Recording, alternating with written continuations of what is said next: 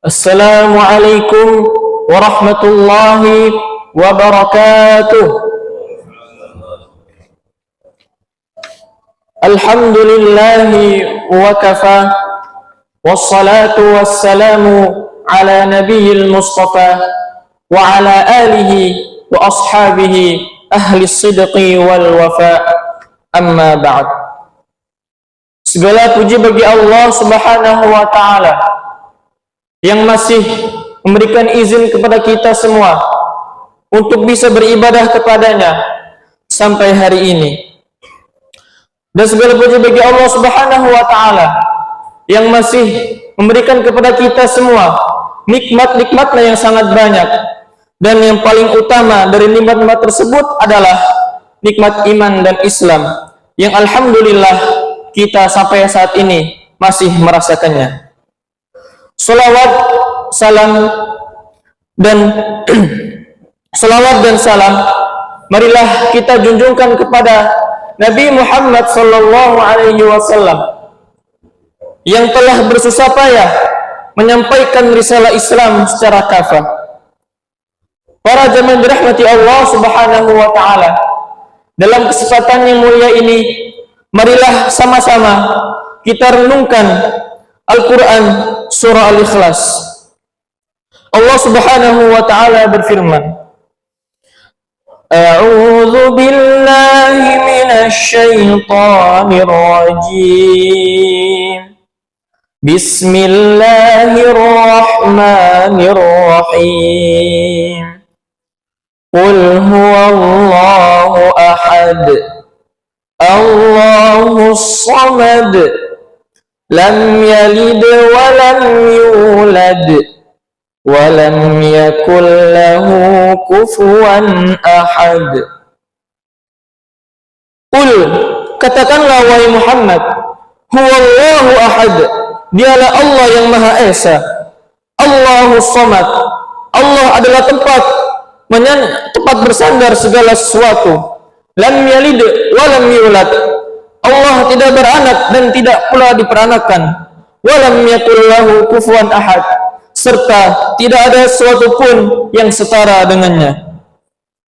Para jemaah yang dirahmati Allah subhanahu wa ta'ala, berkaitan dengan asbabun nuzul dalam surat ini merupakan salah satu surat yang turun di Mekah dan terdiri dari 4 ayat pendek yang sangat mendalam. Asbabun nuzul atau sebab turunnya surat ini adalah terkait dengan pertanyaan yang diajukan oleh orang-orang kafir Quraisy, Yahudi dan Nasrani kepada Rasulullah Muhammad sallallahu alaihi wasallam tentang sifat dan hakikat Allah subhanahu wa ta'ala.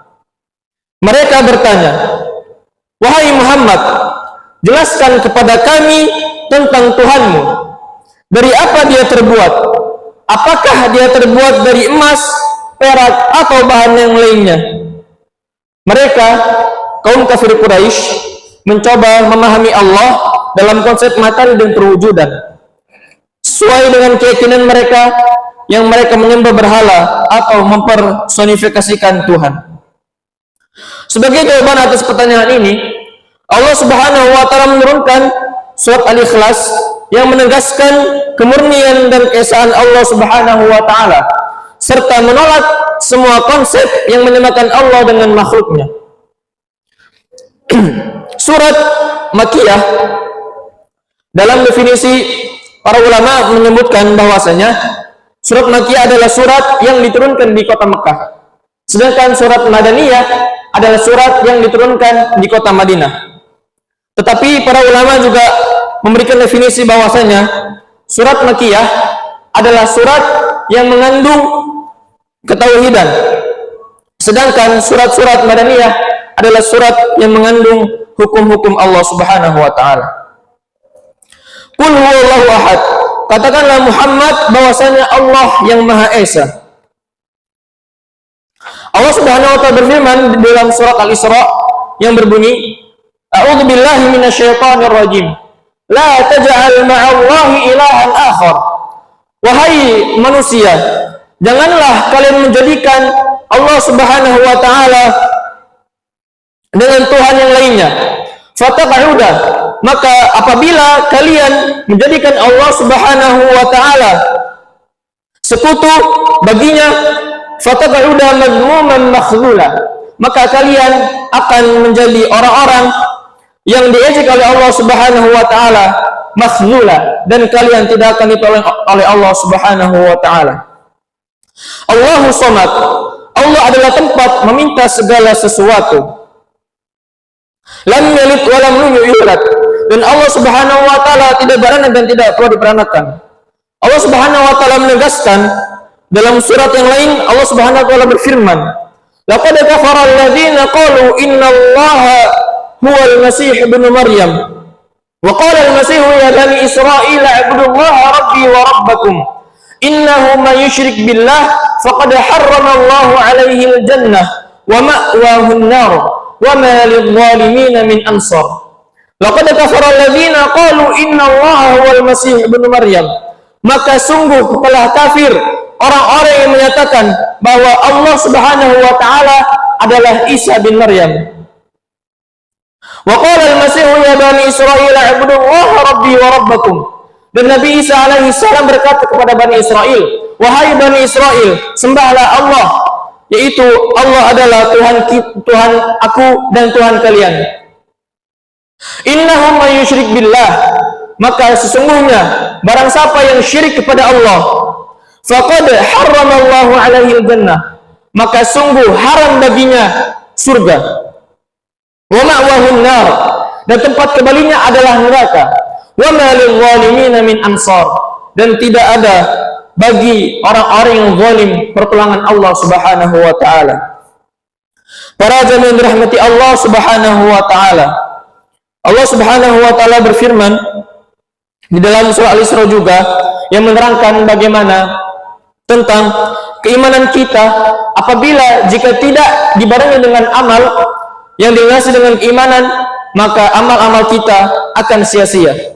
Allah Subhanahu wa taala berfirman, "Wa man arada al-akhirata wa sa'a laha sa'yaha wa huwa mu'min, fa ulaika kana sa'yuhum mashkura."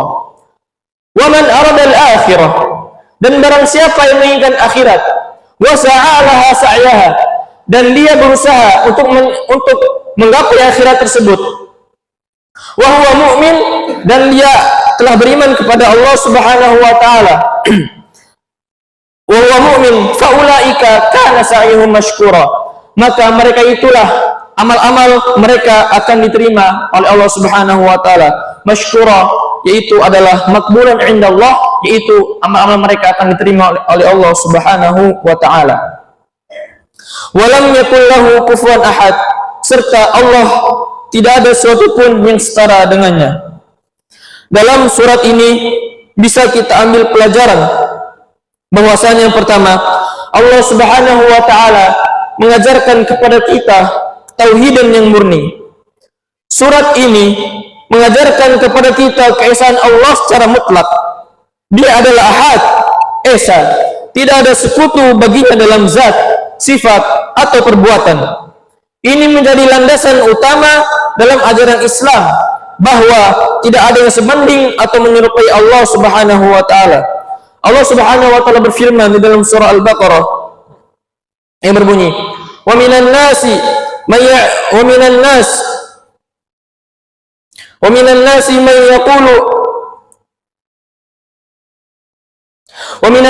yattakhidhu min dunillahi andada yuhibbunahum ka hubbillah."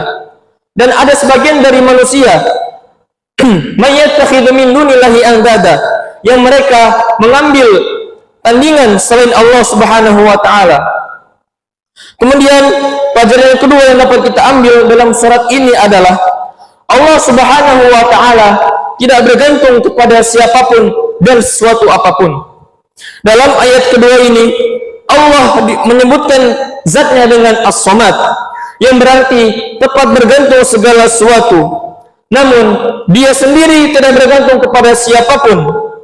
Ini mengajarkan bahwa hanya kepada Allah Subhanahu wa taala kita harus bergantung dalam setiap kebutuhan, karena dia yang maha kaya dan maha kuasa. Sayyidina Ali radhiyallahu anhu pernah berkata, kurang lebih, bahwasanya siapa dari kita yang bergantung kepada makhluk yang lain, maka pasti dia akan kecewa.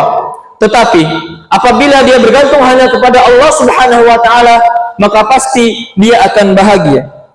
Kemudian pelajaran yang ketiga yang dapat kita ambil dalam surat ini adalah bahwasanya Allah Subhanahu wa taala tidak beranak dan tidak diperanakan, sebagaimana yang telah kami sebutkan dalam firman Allah sebelumnya. Ayat ketiga ini menolak keyakinan-keyakinan yang menganggap Allah Subhanahu wa taala memiliki anak atau dilahirkan, sebagaimana kepercayaan yang dipegang oleh kaum Nasrani atau penyembah berhala.